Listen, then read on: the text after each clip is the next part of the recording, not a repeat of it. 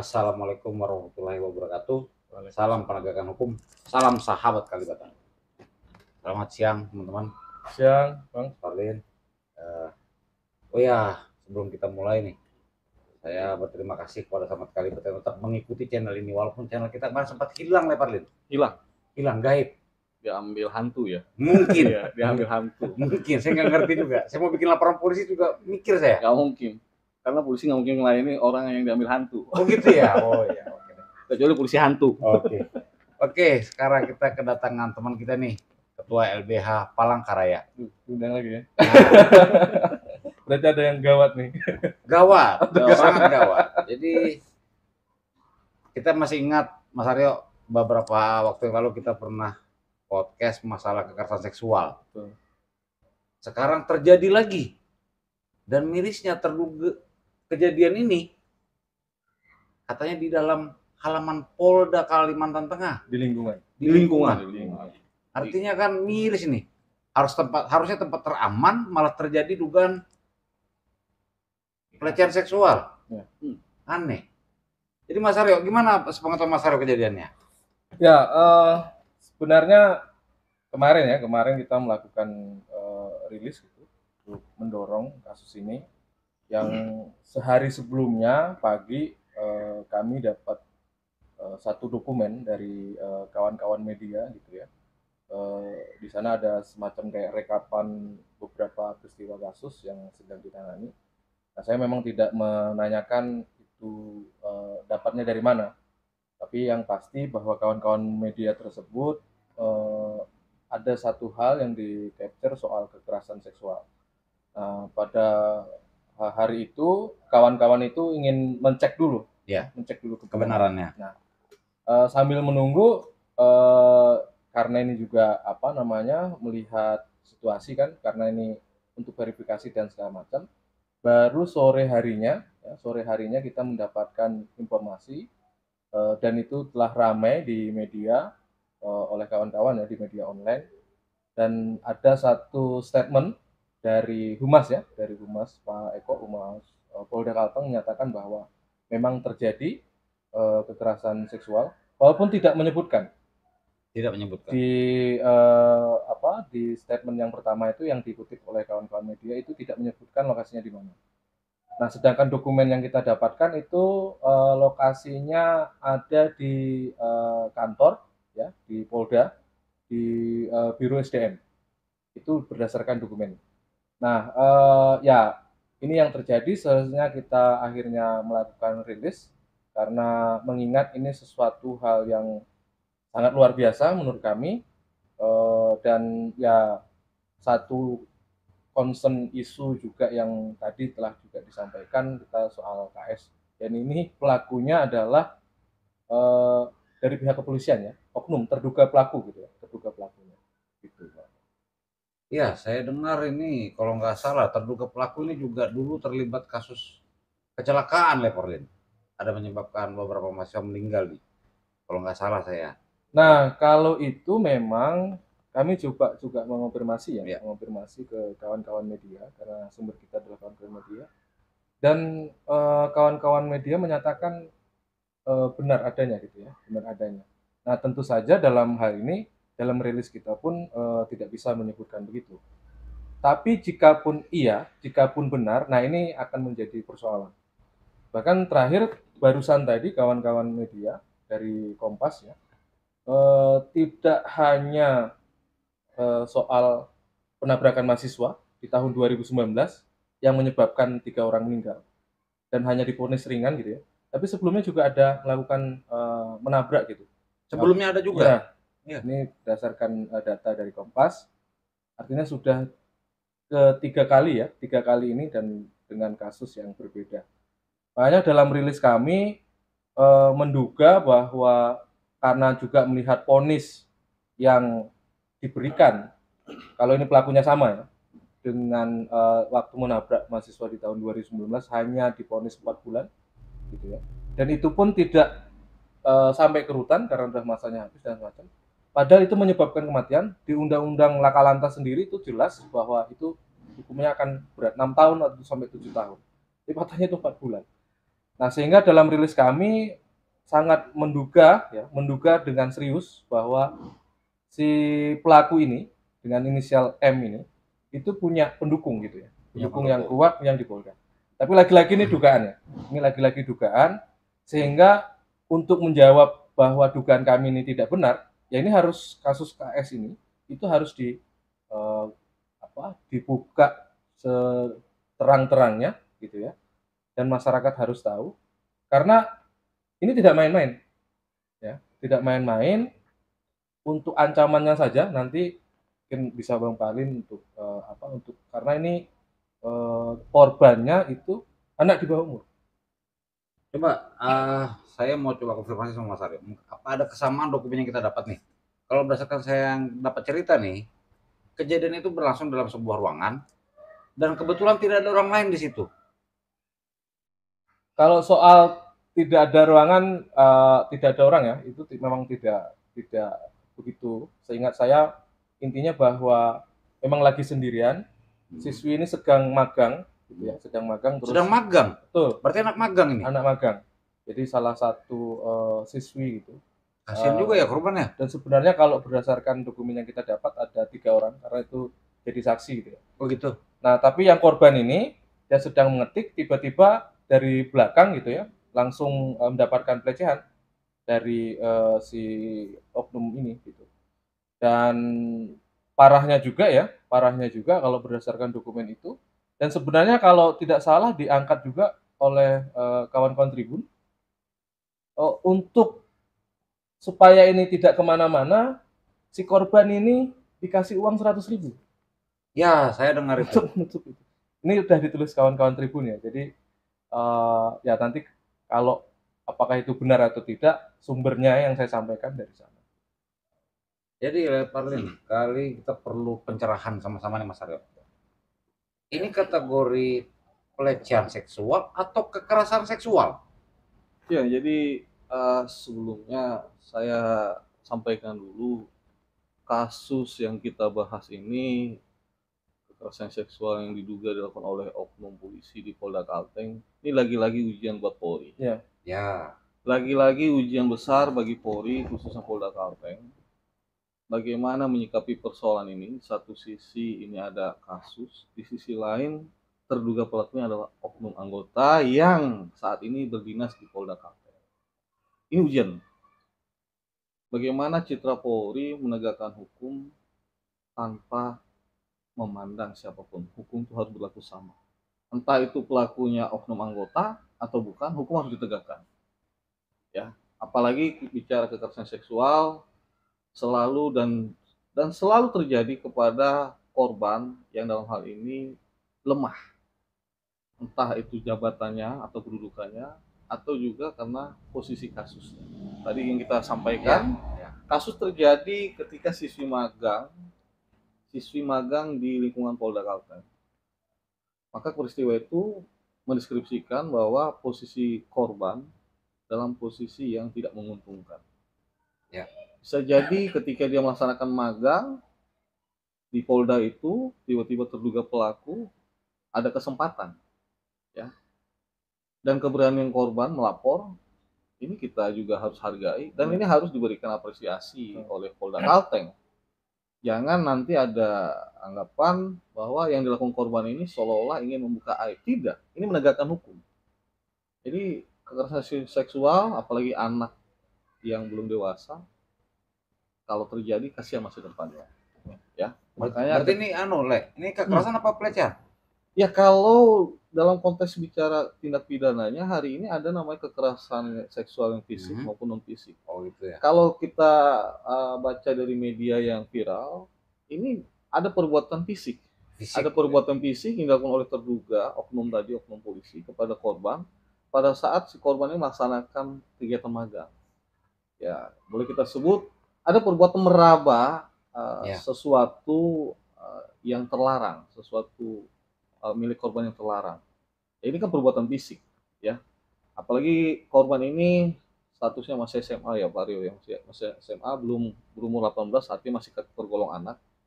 Yang dimana Undang-Undang Khusus Perlindungan Anak jelas di situ ketika ada tindak pidana kekerasan seksual terhadap anak, walaupun itu belum terjadi yang namanya perbuatan persetubuhan, tapi ini perbuatan cabul, sebut saja cabul, maka ancaman pidana jelas di situ ada ancaman maksimal 15 tahun, minimal 5 tahun, dan akan diperberat. Diperberat ketika pelakunya itu misalnya ada katakan pelakunya wali atau orang tua atau orang yang bertanggung jawab dalam bidang pendidikan atau penelitian. Nah, di sini kan kita lihat tempat kejadiannya tempat si korban itu masyarakat magang. Yang seharusnya ketika dia magang, maka dia merasakan sesuatu yang aman. Tapi kenyataannya dia mengalami hal-hal yang tidak benar lah, kekerasan seksual yang sibuk tadi di media. Terus juga tadi saya menarik berita yang beredar pun saya dapat juga data dari Kompas bahwa terduga pelaku ini selain hari ini dilaporkan karena ada kekerasan seksual, ada riwayat-riwayat perbuatan terduga pelaku. Pertama dulu mengenai kejadian laka lantas, kecelakaan lalu lintas yang mengakibatkan ada 3 mahasiswa yang meninggal. Kemudian juga ada peristiwa masa lalu penabrakan seseorang warga masyarakat juga. Artinya ada 2 peristiwa yang saya nilai ini peristiwa perbuatan negatif dari pelaku ini. Ditambah lagi dengan dugaan kekerasan seksual yang dilaporkan ini. Jadi saya melihat ini terduga pelaku ini yang heboh di media ini oknum inisial M, ya. Ini berarti ada kelainan dalam etika kepribadiannya. Ada kelainan di perilakunya. Nah, makanya tadi di awal ini cobaan bagi Polda Kalteng khususnya dalam penegakan etik. Ketika ada peristiwa yang dilakukan oknum polisi yang berulang kali, pelanggaran hukum berulang kali, seharusnya ketika ini terjadi kekerasan seksual, maka harus ada tindakan tegas, bukan hanya sekedar teguran atau penurunan emosi. Kalau memang ini sudah keterlaluan perilaku ini, ya harus diberhentikan, tidak dengan hormat lagi lah. Ya, saya ingat ini, mungkin teman-teman ingat, ada kejadian viral kemarin di media, ada oknum polisi yang menjilat kue ulang tahunnya tentara tuh. Itu hanya karena begitu, kalau nggak salah ya dipecat. Nah, apalagi ini sudah pidana nih, ada pidana 2 kali. Iya, maka yang tadi kita sebut terduga pelaku vonis 4 bulan. Jelas dia terpidana namanya. Kita tidak melihat berapapun vonis penjara, yang pasti dia terpidana. Terpidana laka lantas. Berbuat lagi kekerasan pelecehan seksual seperti ini. Ini berarti etika pelaku ini udah nggak benar. Ini nggak layak lagi jadi polisi yang begini. Harusnya diberhentikan. Jadi Kapolda dalam hal ini atasan Ankum namanya, Ankum atasan hukumnya bertanggung jawab terhadap penegakan etik harusnya segera melaksanakan sidang etik terhadap terduga pelaku, ya. Karena etika kepribadian sudah banyak berulang kali yang salah dan ini harusnya berarti otomatis ini harus berjalan aja etik ini ya. Etik kita harus berjalan, jangan harus menunggu pidana kekerasan seksual ini. Harus etik berjalan. Kalau perlu memang sanksinya sudah layak di PTDH kan PTDH-kan saja itu. Oke Mas Aryo, saya mau konfirmasi nih. Saya dengar si korban tidak berada di tempat sekarang beserta keluarganya. Yang mau saya tanya gini, waktu korban melapor di SPKT Polda, apa langsung ada yang mendampingi tidak ini? Atau dari organisasi terkait masalah kekerasan seksual? Nah, ini yang kita sedang upayakan ya, bahwa karena ini kasus yang sensitif dalam artian pelakunya ya, terduga pelakunya ini dari institusi, maka akan banyak berpotensi akan ada intervensi-intervensi. Nah, sehingga walaupun memang sudah ada laporan gitu ya, berdasarkan dokumen tadi yang kita dapatkan di tanggal 21 Oktober.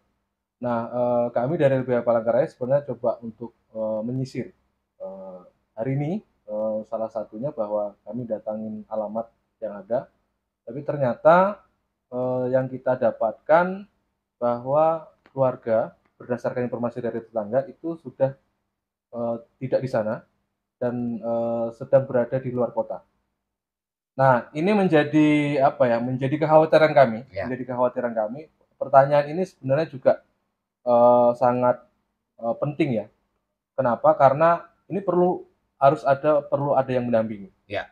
Nah, persoalannya adalah kita sangat untuk menjaga independensi, ya, untuk menjaga independensi bahwa memang ada bisa memberikan pendampingan hukum itu yang ditunjuk oleh Polda misalnya atau Ya. dari pihak kepolisian. Ya. Tapi karena ini adalah oknumnya atau pelakunya, terduga pelakunya adalah polisi, maka kita sih berharap bukan dari penunjukan, tapi yang mendampingi kasus ini untuk korban itu adalah dari luar. Ini untuk menjaga netralitas dan segala macamnya. Nah, LBH coba ingin mengupayakan ke sana, tapi pada faktanya itu, walaupun ini tetap kita coba gali terus ya ininya.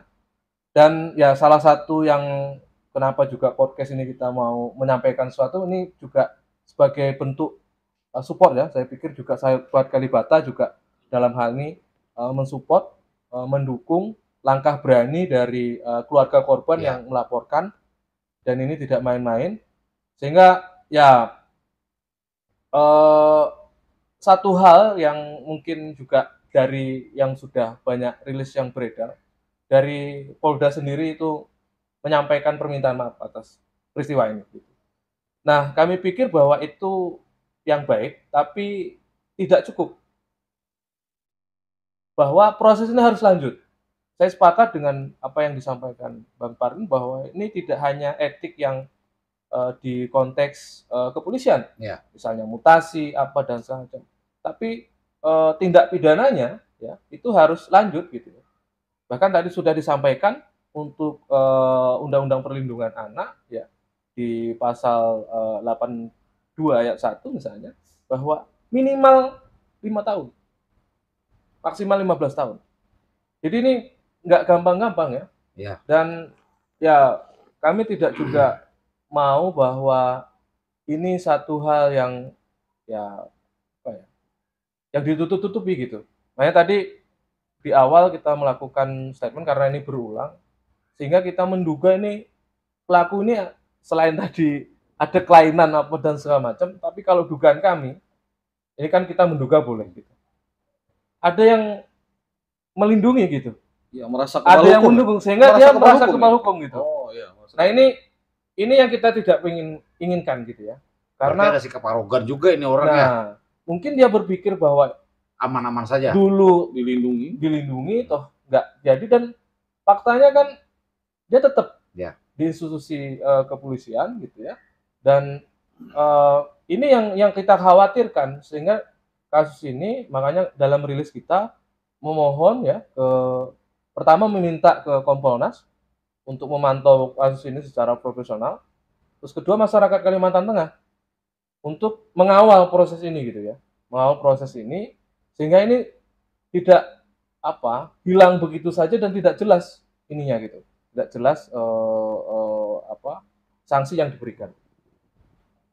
Menarik. Berarti Polda sudah ada rilis permintaan maaf ya kejadian ini? Saat kawan-kawan media mengonfirmasi dari dokumen-dokumen itu gitu ya. Nah, mengonfirmasi kejadian itu dan ada permintaan maaf dan ada beberapa informasi gitu. Tapi kan tidak bisa hanya permintaan maaf aja, Betul. Pak Len. Nggak bisa. Iya, makanya tadi kan saya Kita kan berharap Polri ini makin baik.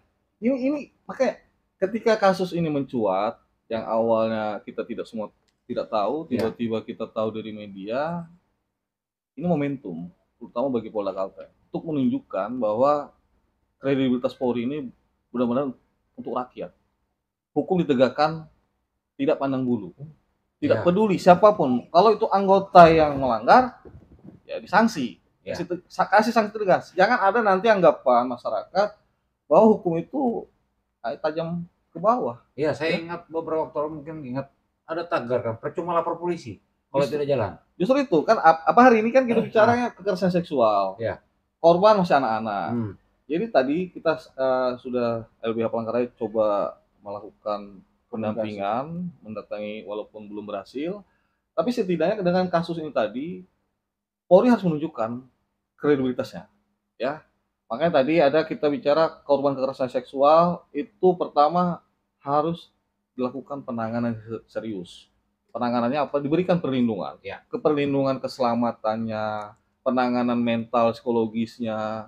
Nah, kemudian juga karena yang dilaporkan yang anggota Polri, jangan sampai nanti tiba-tiba nih, mohon maaf nih, banyak kejadian kasusnya nggak terungkap, nggak jelas, kemudian si korban atau keluarga korban ditakut-takuti. Ya. Nah, ini Banyak juga kejadian menjadi ya. perhatian.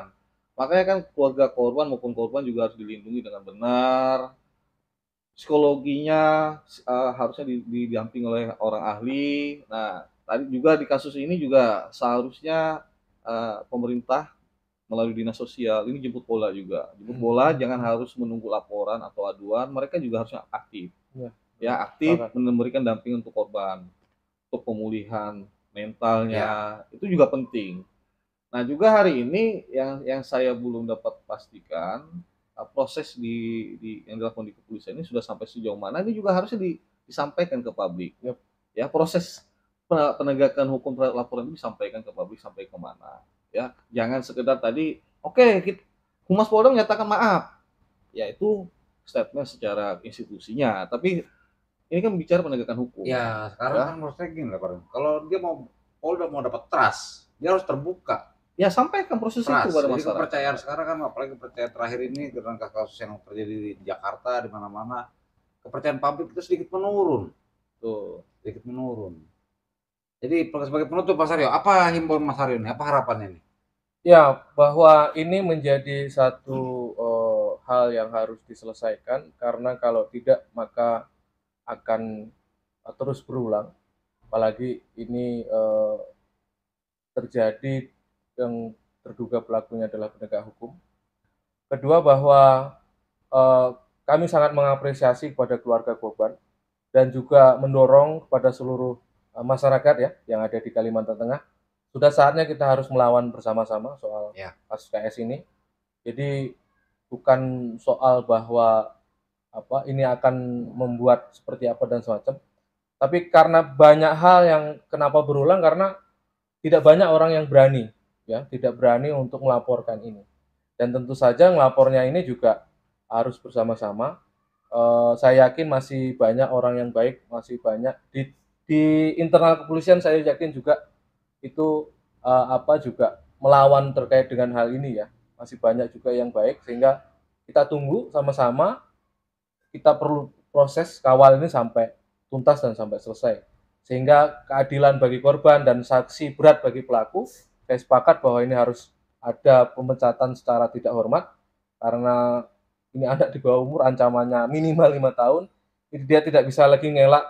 Kalau memang benar kejadian yang kemarin misalnya ada restoratif justice dan segala macam, nah kami juga tidak mengharapkan bahwa ini damai gitu ya, tapi ini harus tetap dari pihak keluarga korban tetap kuat, tetap komit sampai ini masuk ke putusan pengadilan. Pak Rian, apa harapannya kira-kira? Ya, harapan saya untuk Pak Kapolda Kalteng sebagai pucuk pimpinan polisi di Kalimantan Tengah, saya mengharap polisi-polisi yang ada di Kalteng yang nakal perilakunya, yang sudah tidak bisa lagi dibina, ya kita binasakan. Ya. Saya tidak mau satu orang polisi merusak institusi Polri. Ya. Jadi saya mohon dengan Pak Kapolda Kalteng beserta jajarannya, kalau ada polisi yang sudah berulang kali melakukan perilaku atau tindak pidana, maka tidak ada ampun. Kalau memang harus dietiknya, di PTDH-kan, PTDH-kan. Karena kita semua cinta Polri. Kita nggak mau satu perbuatan oknum polisi merusak institusi Polri secara keseluruhan. Jadi dengan momentum ini, setidaknya menjadi momentum Polda Kalteng untuk bersih-bersih terhadap oknum-oknum polisi yang tidak benar. Begitu. Ya, kita juga menghimbau lah buat Propam tanpa menunggu apa-apa, segera berjalan lah prosesnya. Karena sudah jelas kan, sudah heboh di masyarakat, sudah heboh nih. Ya, saya kira begitu. Mas Aryo, terima kasih atas kunjungannya. Terima kasih Bang Roy. Nanti kalau ada kasus-kasus lagi datang lagi ya. Jangan cerah, jangan kapok. Mudah-mudahan tidak di down lagi ya ini. Mudah-mudahan. Karena bukan kita penguasanya, Mas Aryo. Oke, terima kasih teman-teman, sahabat Kalibata. Demikian podcast kita kali ini. Salam penegakan hukum, salam sahabat Kalibata. Selamat.